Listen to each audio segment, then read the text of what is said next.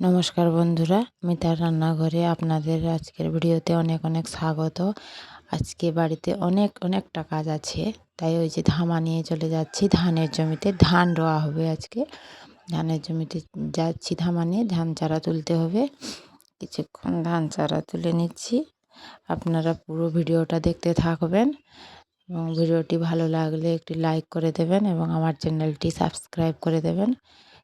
কিছুক্ষণ ধান চারা তুলে চলে যাব। ওই মজুর লেগেছে, ওই মজুরের যে চারা তুলেছে ওরা ওই জল থেকে তুলে পাশের জমিতে রাখবো ওগুলো, আর একটা জমিতে নিয়ে যেতে হবে ধান চারা লাগানোর জন্য।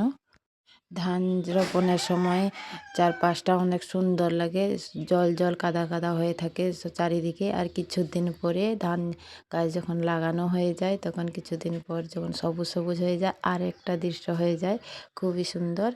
এখন কিছুক্ষণ চারা তুলে নিচ্ছি, তুলে নিয়ে এবার অনেকক্ষণ চারা তোলা হয়ে গেছে। এখন যাব ওই চারাগুলো জল থেকে ছেঁকে নেব।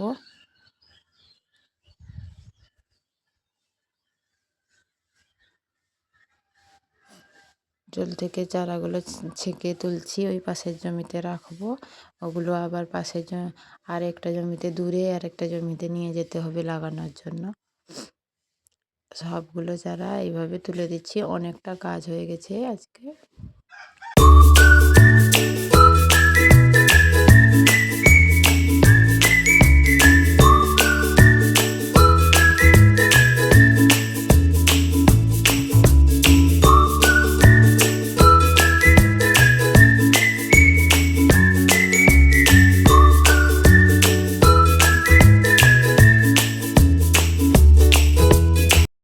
ধান চারা তোলা হয়ে গেছে জল থেকে সবগুলো, এবং এখন বাড়ি চলে যাব। বাড়ি যাওয়ার পথে এখানে আমি কয়েকটা পেঁয়াজ কলি নিয়ে যাব আজকে রান্নার জন্য।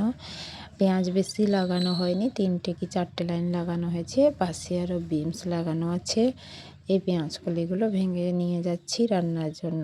এখানে পেঁয়াজ কলি ও আলু কাটাকুটি করে কড়াই বসিয়ে দিয়েছি। কড়াইতে তেল দেওয়া হয়ে গেছে এবং একটা কাঁচা লঙ্কাকে চেরা করে দিয়ে দিয়েছি, সামান্য জিরে দিয়েছি। এরপর আলুগুলো কুচিয়ে রাখা আলু ভেজে নেব একটু আগে থেকে। একসাথে দিলে পেঁয়াজগুলি বেশি নেতিয়ে পড়বে, তাই আগে আলু একটু হলুদ এবং লবণ দিয়ে ভেজে নেব।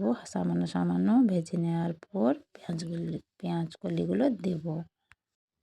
আলুগুলো ভাজতে দিয়ে দিয়েছি, তার উপর হলুদ এবং একটু নুন দিয়ে নেড়ে চেড়ে একটু ঢাকা দিয়ে সামান্য সেদ্ধ হতে দিয়ে দিয়েছি।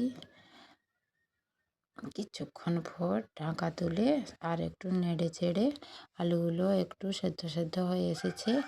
এরপর কেটে রাখা পেঁয়াজগুলিগুলো দিয়ে দিয়েছি। এরপর ভালো করে মিশিয়ে নিচ্ছি এবং তারপর পেঁয়াজকলিগুলো আর আলুগুলো একটু সেদ্ধ হতে ঢাকা দিয়ে দেব। কিছুক্ষণ ঢাকা রাখার পর আবার ঢাকা খুলে নেড়ে চেড়ে একটু ভাজার জন্য আর একটু তেল অ্যাড করে দিয়েছি। সামান্য ভাজা হয়ে যাবে। এখন অনেকটাই ভাজা রেডি হয়ে গেছে। আলু আর পেঁয়াজকলি ভাজা প্রায় হয়ে এসেছে। গরম গরম ভাতের সাথে খুব সুন্দর লাগে খেতে। ভাত মুড়ি খাওয়া যায় এই পেঁয়াজকলি ভাজা দিয়ে।